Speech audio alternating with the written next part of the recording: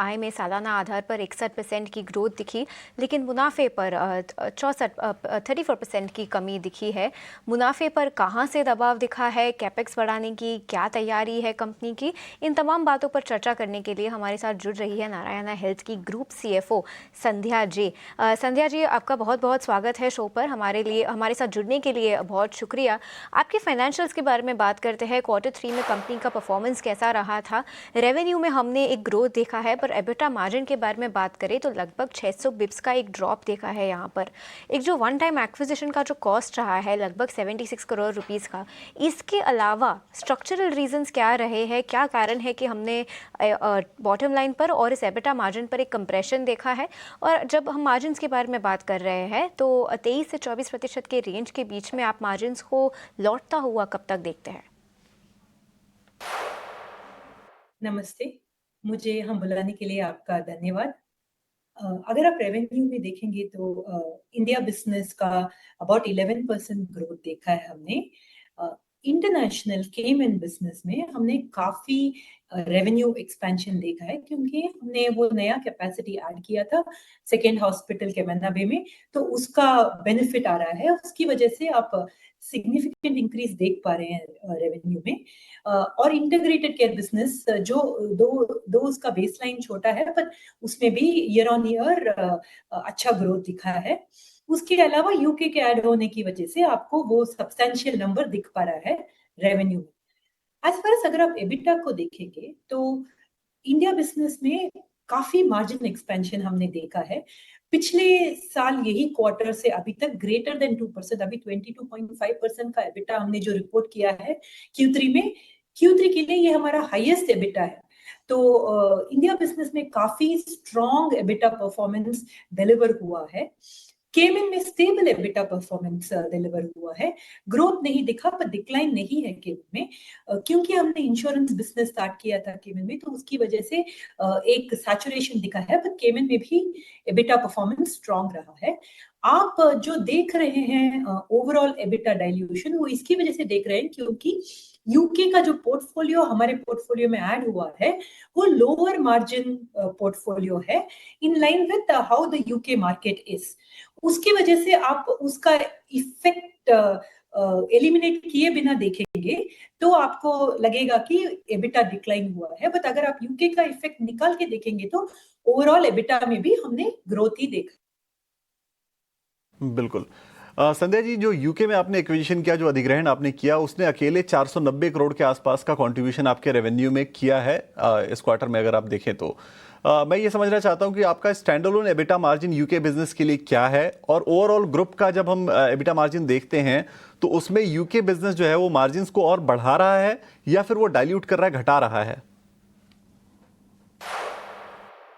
UK 8 to 9% margin profile में group में add होगा, जैसे अभी हम देख रहे हैं।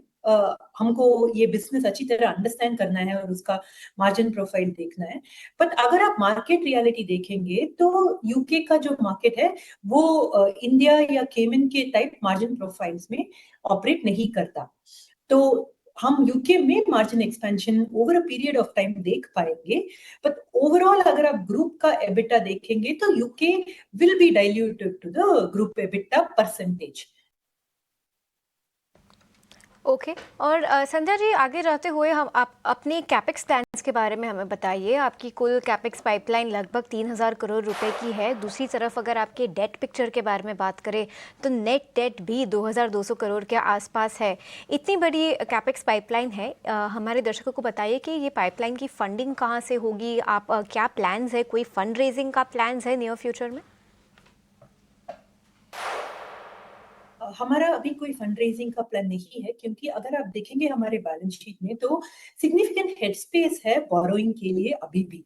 इवन दो हम जिस कैपेक्स रेशियो आप कैपेक्स का आप देख रहे हैं, despite borrowing that also we will still be very comfortable in terms of our leverage ratios.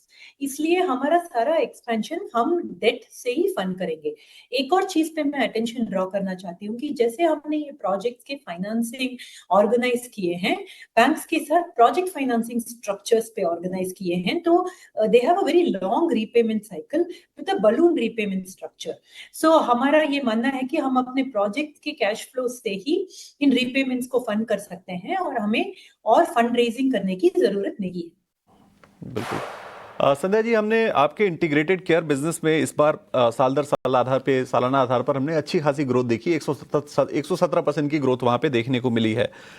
इस सेगमेंट के लॉन्ग टर्म विजन के बारे में थोड़ा बताइए, और ये भी बताइए कि जो ग्रुप का टोटल रेवेन्यू है उसमें FY23 की, अगर FY30 की अगर हम बात करें, वित्त वर्ष 2030 की अगर हम बात करें, तो उसमें कितना कंट्रीब्यूशन आपके इस इंटीग्रेटेड केयर बिजनेस से यानी NHIC और NHIL से आने वाला है? अगर आप हमारा इंटीग्रेटेड केयर बिजनेस देखेंगे तो उसमें दो पार्ट्स हैं। एक तो हमारा क्लिनिक बिजनेस है जो प्राइमरी केयर का बिजनेस है, जहां पे हमारा ये मानना है कि हमको जहां पे हमारे कस्टमर्स हैं, अगर हम उनके पास क्लिनिक्स और फैसिलिटीज प्रोवाइड करेंगे तो वो केयर को मोर टाइमली अवेल करेंगे और उसकी वजह से हम उनको और हेल्दी आउटकम्स दे सकते हैं। आपने हमारा अनाउंसमेंट देखा होगा, हमने ये पार्ट इंटीग्रेटेड केयर से डीमर्ज करके हमारे मेन बिजनेस के साथ ही मर्ज कर दिया है, क्योंकि हमारा ये मानना है कि ये एक कॉन्टिन्यूम ऑफ केयर है और हम end to end health care services larger share of wallet में पार्टिसिपेट करके at the same time health outcomes deliver कर सकते हैं। तो उसका जो ग्रोथ और परफॉर्मेंस है वो आप मेन बिजनेस के साथ ही देख पाएंगे आगे चलते चलते, जैसे डीमर्जर हमारा इफेक्ट होगा। तो बहुत शुक्रिया संध्या जी आज जुड़ने के लिए, और तमाम चीज़ों पर आपने डिटेल दी, अपने कंपनी के नतीजों के बारे में बताया, आउटलुक भी आपने बड़े अच्छे से समझाया, उसके लिए बहुत शुक्रिया समय देने के लिए। चलिए आगे बढ़ते हैं। एक राय इस कंपनी के ऊपर, नारायण हृदयालय के ऊपर लेते हैं हम विवेक जी से। कंपनी के नतीजे है, उसके बाद कंपनी के जो मैनेजमेंट से हमने बात की है उसमें वो काफ़ी पॉजिटिव साउंड कर रहे हैं आउटलुक को लेकर। क्या फंडामेंटल राय बनती है इस पर्टिकुलर कंपनी के ऊपर, विवेक आपकी? देखिए, ये कंपनी ले लो या फिर जितनी भी लार्ज हॉस्पिटल चेन्स है भारत में, मैं अगर आपको गिनाऊं तो अपोलो, मैक्स, फोर्टिस, NH मतलब नारायण हृदयालय, कृष्णा इंस्टीट्यूट भी एक हद तक, और रेनबो चिल्ड्रन भी एक हद तक। इसका आप एक पोर्टफोलियो बना के रख लो और देखिए 10-15 साल में आप देखोगे कि सबसे ज्यादा रिटर्न्स आपको देके निकलेगा, क्योंकि हॉस्पिटल एक ऐसा सेगमेंट, और इस बजट में भी हमने देखा था कि सरकार का पूरा फोकस है हेल्थ केयर इंडस्ट्री पे। और मुझे लगता है कि जितनी भी 4-5 जो कंपनीज मैंने बोली लार्ज कैप हॉस्पिटल चेन्स, ये सारी बहुत अच्छे करने वाली है। तो डेफिनेटली मैं पॉजिटिव हूँ पूरे के पूरे सेक्टर पे और NH पे भी।